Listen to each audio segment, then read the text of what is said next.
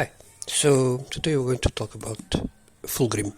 This is the fifth book on the Horus Heresy series, and the first one that can be skipped if you wish. Basically, the three first trilogy talks about the fall of Horus and some of the other primates, plus the war of Eastern 3. The fourth novel talks about, well, there are some redeeming qualities and some escape and so on, so it's like a continuation of the three first. This one, it's Fulgrim, the fall of Fulgrim to the dark side, and it can be skipped, although I will point out that it should be read because of the last I don't know, probably 50 pages or so, because it deals with the Dropside massacre, which will be probably dwelt more in later books, as I know, but skipping. I don't recommend skipping. Okay, so let's talk about this book. This book is about the Emperor's children, as I've spoken, Fulgrim, which, as you know, most chapters has like some qualities. Okay, besides the typical Sons of Horus or Ultramarines, which are very generic Astartes. Okay, they have some qualities, but they are generic ones. Each other chapter is very have some qualities, some difference that makes them different from the other chapters. In this case, the Emperor's Children's Lucius, for example, is probably, if you have read the 40k novel, Lucius is one good example. The Emperor's Children are perfection. Everything is about perfection. That's why, well, they fall to Slanesh.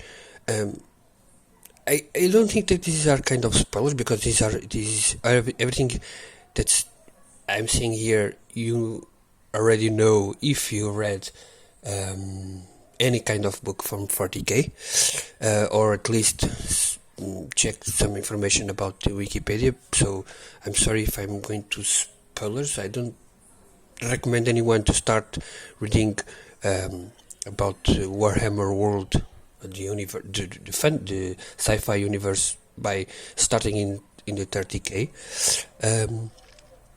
The Emperor Children falls to Slanesh. They are they follow the standard of Slanesh.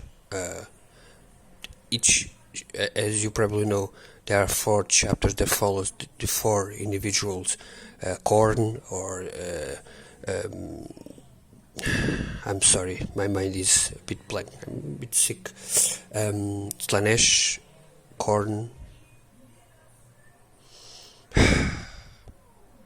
I'm missing 2. My God, my mind is truly blank. Whatever. And the Emperor's Children follows Slanesh individually. Then there are some chapters like Night Lords didn't follow anything. They are chaos and divided. Alpha Legion as well. So here we have again, let's a bit back. We have the fall of Fulgrim, and Fulgrim is a kind of character that is, as you read the novel, and it's a big one. It's 500 pages, which is the biggest one so far. You know that he is vain. He is trying to be the most perfect being alive, apart from the Emperor. You want to emulate almost the Emperor. He knows that he can surpass that, some interesting thing, but he wants to be as perfect as he can be, and he's as is other Space Marines. And so every page that you stuck here is filled with superlatives about them. It's very focused on them. like the first 100 pages about them fighting as a perfection. It's about it's about the Nona starts the Brambham's talking about art, about composers, about music, sculpture, and so on. So they are very focused on everything. It's beautiful. Imagine Rome at the peakest of depravity, of the peakest of the forgetting about war and dealing with more with like Nero and so on. So that's the kind of thing you have there, but not Nero yet. I'm talking about the before. They instead of they let them fight, the Astartes fight, but the people on the board on board the ships, they are all focused on the perfection. They want to make the perfect art, the perfect play, the perfect sculpture, and so on. So that's it. Then we've got here like most of the novel is about again Fulgrim and his love for his brother, which is they are probably apart from Sanguinius and Horus, they are the best bro romance that exist. Ferrus Magnus and Fulgrim, which it's kind of interesting because Fulgrim is the perfection, and Ferrus Magnus is like they don't care about beauty. They care about if things work, let them work the best way they can do. You know that Ireland's like to mix with stuff from. They deal a lot with mechanicum and so on. So they have like, if they can improve by putting an arm that is made of some kind of steel that makes them stronger, they will do it. And it's very cool to see that here. So after an invasion of a planet, things start to go a bit weird. Random thoughts, random stuff happenings, and so on. It's very, very slowly knowing that something is amiss among some of the crew. You have start seeing corruption, depravity. It's a bit strange. Fabius Bile appears doing his experiments that you later know what they mean. It's very, very interesting. And so it's a very slow burn novel. Then comes the ending.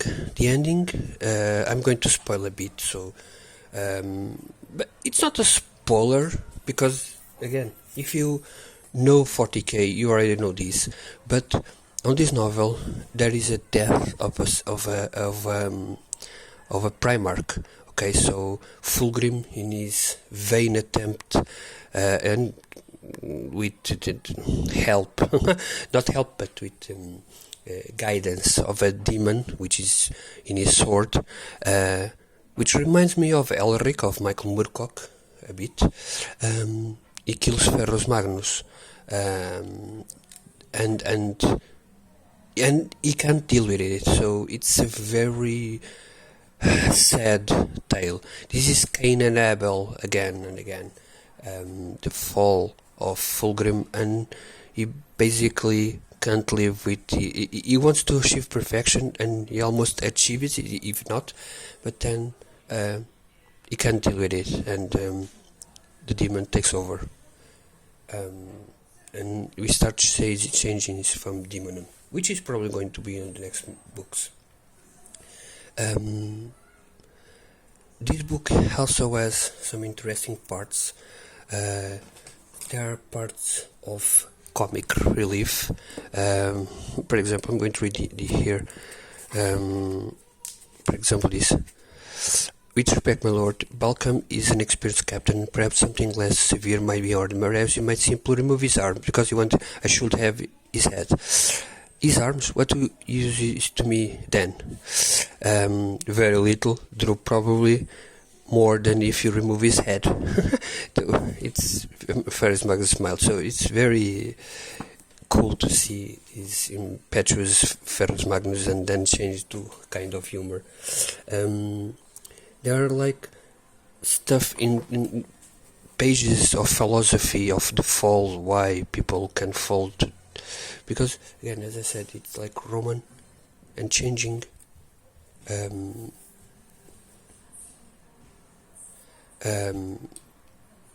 depravity and so on. So it, and then in the end there is like the grandiose tale of the fall, and then it's narrow.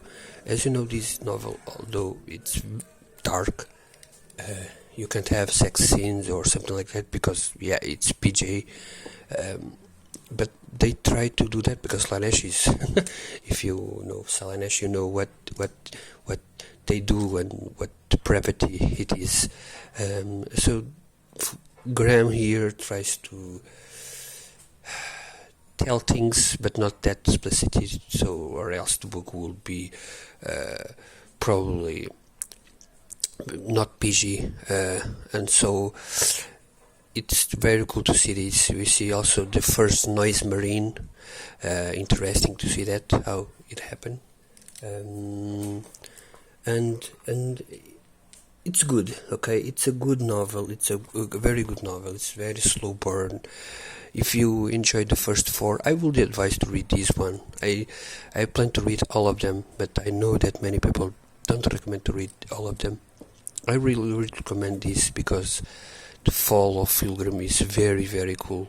It's very interesting to see why they fall, and most of all, it's to see this sad, dark tale of Fulgrim, of what he must do for perfection, and when he achieves it, what happens. It's like people, when people try to, they think, okay, this is the most important thing, and they work everything for that, and when they achieve that, it doesn't feel good. It doesn't feel good because you step on people, you step on, it's very dark on that regard.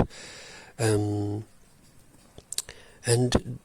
then again, as I said, there is the Eastern 5, which is Dropside Massacre, which is very important for us to understand. So yeah, that's my review.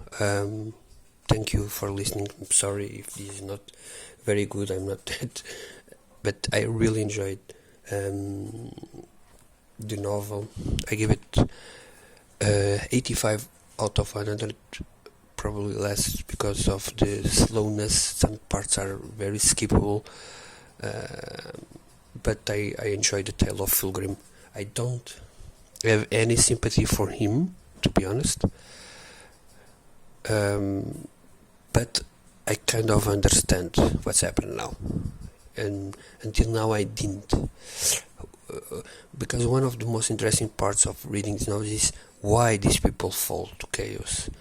And this book deals with it. You already learned some in the previous novels, and now we are learning more, which is interesting. Okay, thank you all. Bye bye.